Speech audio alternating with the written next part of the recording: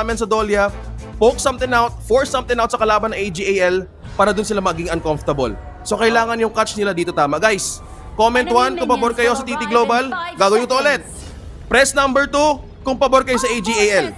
Ikaw ba, Bater? Saan ka ba? OSX, in terms of the early setup dito, the early rotation, I would say that TT Global has an advantage. They have good wave clear with Crane, with Joy dito. At magiging malaking problema yan dito para kaila Yunoo, kaila Sheng. Pero kasi the mere fact that you have a lot of counter engage coming out here from AGAL, dito natin makikita talaga kung paano gumalaw itong dalawang team na to. And as you can see, they pick on the Menki kasi nga naman, si Menki yung isa sa mga heroes na wala masyadong pakialam sa Ogran. Guys, kung kayo ay nag-rank game at ang pinaka-problema nyo yung Ogran, isa lang ang sagot dyan, mag-Menki kayo kasi ang Menki walang pakialam sa ginagawa ng Ogran. Tapos ano, wala, pwede ka maging nonchalant throughout ano. Hindi kasi throughout ang explanation kasi doon tol, oh, 'di ba yung shield ni yung shield ni Menki, pintig-pintig.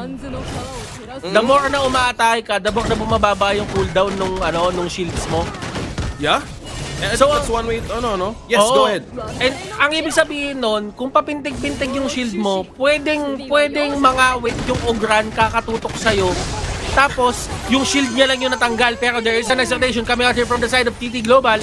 At hindi nila mapaparusahan doon si Shuai. Guys, sa mga ganitong klaseng simula,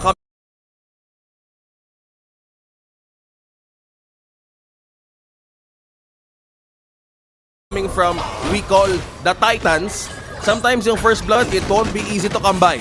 Minute 1 to minute 2, pwede maging ambahan yan. And na-notice mo kanina, no? The farm lane and the roamer of AGAL and TT Global start as a mid. Probably get the level 2 right away with exchange of pokes na yung Lady Jean bumaba doon kay Concert U dahil hindi nga ata priority ng AGL from my perspective na hindi talaga sila agad mapuruhan ng Concert U just because may physical damage immunity siya early game. Maybe they negated the fact na ayaw nila maging uncomfy for that. Yes. And actually, in terms of laning setup or laning mechanism, ang hirap para kay Lady Jen na kalabanin ang isang Yuhu 1. Kasi nga naman, unang-una, grabe yung wave clear nung katapat mo eh. Oh yes. So kapag nilagay mo si Lady Jen doon sa may mid lane, may iwan siya doon. There's not going to be movement para sa kanya kasi lagi lang siyang mag-hug tower. So, ang kailangan mo gawin dito, bigay mo na lang si Lady Jen doon kay Snowy, mahaharas niya pa si Snowy as compared to a Yuhuan na wala naman pakialam sa laning ang Yuhuan eh. Ang gagawin niya, mag-clear, hahanap ng ibang lugar na bibisitin. Pag nabisit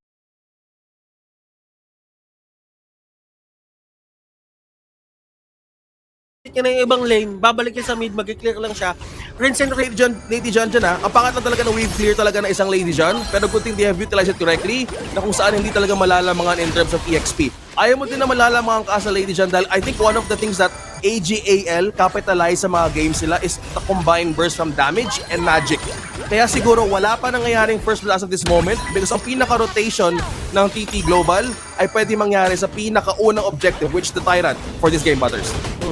And as this progresses, alam mo, I'm siding with TT Global dito in terms of scaling na pwede nilang gawin. I know the Aoyin hurts, pero kasi the mere fact na nagkaroon ka ng Concert U, meron kang physical immunity, that means ang pinaka-problema lang talaga dito sa iyo is si Sheng.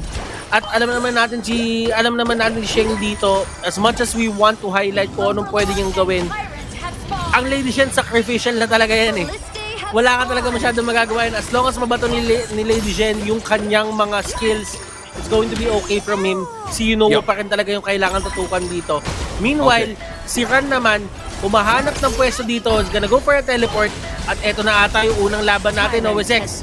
At nakuha ata ng TT Global, ang gusto nilang gawin early game pa lang, early Tyrant, damage buff ngayon ng team na to, not committing to any first blood at all dahil alam nga nila na pwede mag-sustain ang lineup ng AGAL. Ang pinakatanong lang, will they go for a team fight because as of this moment, nagiging maingat ang dalawang to as they get the items. May na-pick up ng dalawa by the way, Butters. Si Snowy tsaka si Yunoo, nakita mo yun? And actually, OSX, Eternity Blade na dito si Yunoo ha. This might be the time to actually just fight it out with the members dito ng side ng TT Global. At nakikita mo naman yung aggression, pero si Sino mo? Joy napakagandang counter-initiate nun. Pinigilan niya yung pag-abante, pre. Ang ganda nun. Ito may ano na siya may title siya actually. Never misses 10 before nakita natin yung mga ganong exchange of pokes. Pero never misses times 12 na ata yung nangyari doon. Dahil tama ang landing ng Cannon Blast. If you're a Mozzie, yun ang pinakagusto mong gawin sa mga, again, heroes na ayaw talaga mag-comment frontline. Kaya ngayon yung TT Global, mas may aggression sila in terms of being passively aggressive at maghihintay sila sa tamang panahon in case magkamali itong AGAL. Tinan mo, a back and forth, an exchange of pokes from the skill sets ng dalawang to with no commitment at all. Alam mo, speaking ang of naging which, yes. pinaka-outlier dito, naku po, meron na nahuli dito ng Dream Room and another Dream Room para kay Menki. Tumatakbo dito yung mga members pababa kasi gusto nila i-take down yung torre dito, but Ran with the presence of mind teleporting doon sa may torre sa baba. They don't want to give out etong mga torre na to that easily, pero yung mga members dito ng side ng AGAL, they're taking the pressure well, but it doesn't change the fact that TT Global has the momentum right now. Yeah, speaking of momentum, tumama doon ng Destructive Deluge ng isang Lady Jean or si AGAL for the first pokes, meaning may laban pala sa baba. Si Snowy ang unang naging casualty ng TT Global. May follow out of Vergara Blast at mukhang hindi makakaalis. Think is at the back. May follow up ka agad. May knock up ka agad dito. Run! Run! Ayun, may knock up. Pero Oy! si Gray! Let's go! Sabi ng TT Global. Balikan natin yung replay. At nakikita mo dito kung paano ginawa ni Ran yun, ha? Talagang tutok kung tutok lang. Alam niya na wala ng second skill dito, wala ng physical immunity ang isang Concert Q. They went in for the kill, pero meron tayong laban na nangyayari doon. Sa may tumba na agad yung Dharma dito. Oh boy, may nagtangkang setup of comeback play from TT Global. Looks like na-commit na rin ng flash. So there's no Truth Manta and flash combo as of yet. Pero napilayan din ng depensa ang TT Global sa taas. Wala silang first tier turret as of this moment, while ang AGAL maintaining consistency ng lane pressure. Sabi mo nga kanina, they're becoming more cautious. At the same time, hindi na pinapabayaan ng lanes dahil sa wave clear potential na meron ang TT Global. Meanwhile, di ata bibigyan nito si Ran. Mukhang sila ata tatakbo sa the box. my God! With an exchange, nawalan to ng isa. Si Joy ang naging casualty ng TT Global at mukhang AGAL. Tatakbo ba? Habol ba sila dito? At dito natin nakita ang naging switch up kaagad ng AG at naging uncomfortable na nga dito ang mga positions ng TT Global. Ran with the play sa kanyang Charlotte dito, he's really destroying yung balance, yung lamang na sinetap ngayon ng side ng TT Global. And as you can see, Ran is all over the map. Alam niya kung saan siya pupunta. Right place at the right time. Not giving anything para sa mga members dito ng side ng TT Global. He just really wants to control yung mga lanes. At doon sa pag-control niya ng lanes, ang nakakabilib pa doon, nakakuha siya ng kills. Men, seriously, they're transitioning and translating all of their trade-offs. Well, ikaw AGAL, nahihirapan ngayon makakuha ng isang opening or window ang TT Global dahil sa ginagawa. Pero sino ba to? 3 or 5v5 full on for the T1 in mid na kailangan nilang bitawan to dahil kung mag-commit pa sila, there's so much at stake dahil hindi pa nga ata sapat ang damage ngayon ng TT Global sa lahat naging commitment sa ginawa nila earlier. Sa mga ganitong klaseng sa mga at alam mo yung balance na meron sila kanina, yung pressure na ginagawa ng TT Global kanina, it's all gone just because of how systematic AGAL is dito sa larong ito. And as you can see, kahit na ipilit ng TT Global dito, right now, lahat ng angas sila kanina nawala na eh. Kumbaga pre, kanina yung angas mo, di ba? Pinapakita mo parang kapag kasi maangas ka, ganun yung tinitigan ka, freak back. Ang sasabihin mo, pagka tinitigan ka na masama, titigitigan mo ba ako na masama, tol? Gusto mo ba suntukin kita? Oh, yun, mga ganun dapat na mga respond. Biglang ngayon, pang baby time yung asal nila eh. Ayun lang, Pang baby time yung asal eh. Ito yung tinatawag na tanggal angas mo, dol. Oo, tanggal pogi talaga. Hindi na to tease pogi, tanggal talaga angas mo dito, men. Hashtag tanggal angas ngayon ang ginawa ng AG Global sa AGAL.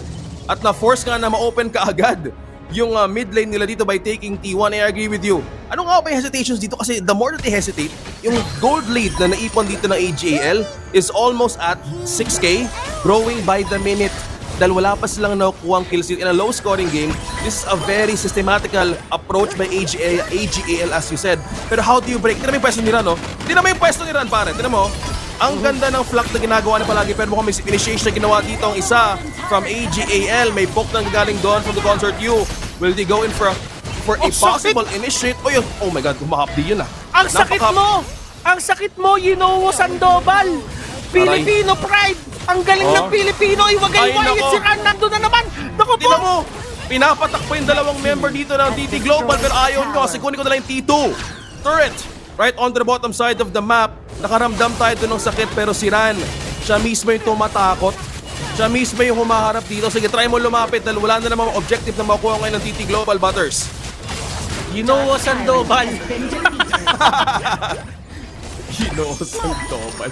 Alam mo, si Yunoo Sandoval talaga, iba talaga to eh. Kumbaga, hindi naman magiging Sandoval yung apelido mo kung basta-basta ka eh. Oo nga. Yan na, di ba? Everything is granted, the apelido is earned, no? Hindi mo siya basta-basta ma-pick up sa ano eh, sa tatay mo eh. Di ba? Alam mo yung mga ganitong klaseng mga play na nakikita natin. Tingnan mo si Zoe dito. Kung ano yung kunat ng isang Mankey. Wala. Ray, sobrang kunat ng Mankey. Inikutan Nag-dream ako po. round. Tumalong Huli agad isa. si Ran. Ginamitan pa ng flash combo with the ult. Nako, hindi na ito nakahinga agad ng TT Global. At nawala doon sa exchange. Habang lumalim mo ang kalkulita ng AGAL. Ang kanilang laban dito, dalawa lang ng iwan. Walang flashy Snow, walang flashy Crane. Dalawang member ng iwan though. Hindi pa endable, wala pang minions ngayon ng AGAL. Person na palalim nga doon, si Ran. Mukhang worth it ata ang dalawang high ground turret ngayon ng AGAL para magbantay na lang kung dedepensa pa ba ang TT Global ngayon, Butters. Nako, si Yunoo dito, nakita mo yung ginawa, nag-flash in, no? Alam mo, kahit And the naman, Bulls. kahit naman yung mga malalakas, nagkakamali And the din sila. Bulls. At and the Bulls.